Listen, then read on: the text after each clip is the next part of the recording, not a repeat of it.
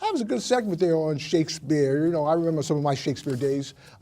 Taming of the Shrew, right? The cat shall mew, oh, but the dog shall have its day. Taming of the Shrew, we read that when we were in high school. How about you, man? Did you read Wow, I'm impressed. You read man. that, huh? Yeah, I had to read it, but I couldn't do what you just Taming of did. the Shrew? Yeah, we did that, a little bit of Shakespeare there. Matter of fact, speaking of Shakespeare, Eddie George, 1995 Heisman winner, also played Othello. Absolutely, and I think what he was addressing then was the fact that he had something to do after his football career was over. So he went into a little acting. Hey, and he's a pretty good broadcaster today. And a great football All player. right. Speaking of high school sports, let's look locally. PSAL basketball, after they were kicked to the curb by Madison Square Garden about a month ago, they now have found a home for the AA championship game. Will be held March 8th, Saturday, at Barclays Center. March 8th, 1971. Do you remember that day?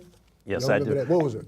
Well, I don't remember. I remember that day. Ali. Muhammad Ali, That's Joe right, Frazier. Joe Frazier. That's right. right. So you thought you Fight had of the me. century. All right. You thought you had me. But they're going to play their game, so hopefully it'll be Lincoln, and more likely it will be also for the women, Murray Bertram. Right. Well, I'm not surprised that they took this on.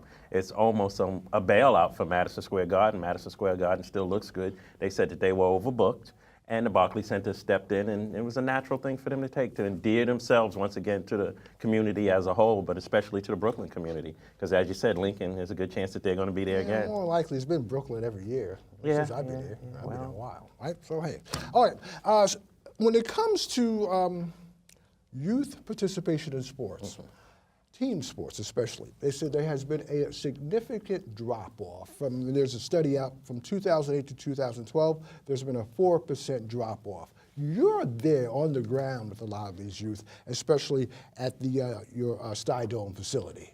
Okay. Well, what I'm seeing is that youth sports is becoming very, very specialized in the application of the sports into the lives of each child. What's happening is that you almost have to take an approach of, I want to be elite. So what's happening is to participate in these sports, some of these kids need personal training, personal coaches, and things like that. It really, really starts to cater to the elite on the AAU levels and the regular kid that just wants to play. But when does that start to kick in? About 11, 12, 13? No, man, let me tell you something. Over at the Stuyvesant, we start them at 5 years old. Okay. And we start them at 5 years old just to get them familiar with basketball. But at the age 5, they're just playing for the fun of it, right? As far as I'm concerned, yes, but you can't tell those parents that. I mean, the parents are perched on the side of the court and they're shouting out instructions and things like that, and it gets to be taken very, very seriously. And some of these kids burn out by the time they're 11, 12 years old. But also, is that drop off because there are so many options? I mean, today, when we were growing up, you know, we had the option to play football, at least that's what we knew. Football, basketball, track and field. Those options that we knew about and that were available, and maybe even boxed. And today, the kid, he can, you know, he's on the internet. He's on his laptop. He's doing several things. And also, these kids they have many more options, and it's hip to be a nerd. Let me tell also, you, right? okay, because nerds rule the world at the end of the day. Well, yeah, that's true too. But check this out. It's expensive now to be involved in sports and in team sports like that. For instance, AAU. Okay, there's an AAU fee if you're on a traveling team. There's money that has to be spent on equipment and sneakers and things like that. When you talk about football, football has become very, very expensive. So when you get to a situation when you're catering to the elite, like nowadays, if a kid shows a little bit of talent, then the elite teams, the elite AAU teams, they're circling the wagons to get him, where that other kid gets left out. So, you know, that's something that we have to deal with also, because we have to really understand and really think about what are we in it for? What do we have our kids in sports for? Bottom line is the bottom line. At the end of the day, the parents see the pot of gold. Well, if you really think that your kid is you're putting your kid into sports so that he can win a Division I scholarship or earn a Division I, Division II scholarship, it's probably the wrong reason to put him into the sport. Here's the other thing, too. Also, we look at the team sports, but what about the individual sports like golf, tennis, bowling? All right. Bowling aside, and we can talk about that another time. You think bowling's not a sport? You think bowling's an activity, huh? Okay. The other sports are very, very expensive. When you're talking about golf, when you're talking about tennis, when you know these kids have to go to academies, you know they have to go away from home. Even something like gymnastics. Well, that kind of regimen is repeated and we or saw that is in duplicated. The woman Gabby, the recent story. Right. That kind of thing is duplicated in tennis and duplicated in golf, where it's not an inexpensive sport to participate in. So A lot of these kids can't afford that. And once again, we're burning these kids out. It's not that serious. I mean, what a kid should really be learning from sports is camaraderie, teamwork, the ability to persevere, the ability to apply yourself to something and become Eric, good. that's not pushed in the media. Well, no, that's That's not not. pushed in I mean, years ago, maybe that's what we knew. You know what? We knew about team effort, team sports, all those good things.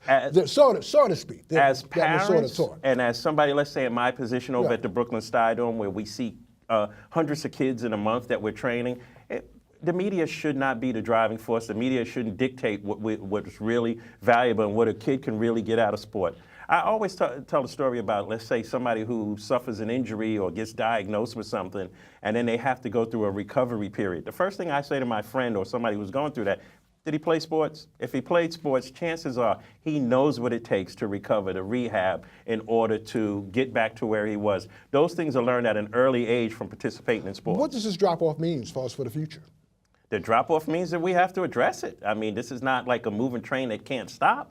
We have to stop it because we also talk about obesity rates. Is the NFL, well, the NFL, they say, is in trouble anyway because of the head concussions. Is the NBA in trouble? Baseball has dropped off, especially the minority community. I think what we're talking about is two different things. Those sports are never going to be in trouble because the teams, the AAU teams and things like that, they will cater to the elite. So there will always be a farm system of some type, whether it's college, AAU, or whatever, for the elite and for the professional sports. What we're talking about is the grassroots youth athlete that's no longer participating because there's nothing there for them. You have to be really, really good in order to be a part of one of these organizations. If you're just average, then you get kicked to the wayside. But it's that average kid or the majority of the kids that can really, really learn from that experience. But hey, remember, nerds rule the world. We got to skip also to the Knicks. Knicks and the Nets. The Knicks are 19 and 30, and the Nets are 21 and 25. Where are we right now? You know what? I mean, we can come in here and sugarcoat it any way that we want when it comes to the Knicks, but BK Live stands for Brooklyn, not bad Knicks, or, we have to move on because they are what they are. After 50 games. Woodson gone? He should be, because I like Mike Woodson, and I think for him to go would be the greatest thing for him personally, because he can go on with the rest of his life. This is a mess. So that would be a way out where it seems like everybody who leaves the Knicks gets better Has off. he lost the locker room? You can say, that's a mess there. Let me tell you, it doesn't matter what coach they bring in at this point. It's a bad formula. It's a bad mix. So I think it would be a great thing for him to go because I like him. Jason Kidd? Jason Kidd, got to give him credit. He was coach of the year.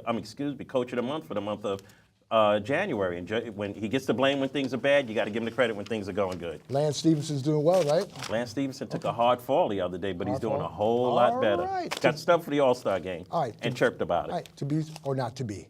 We'll return, right? A little bit. All right.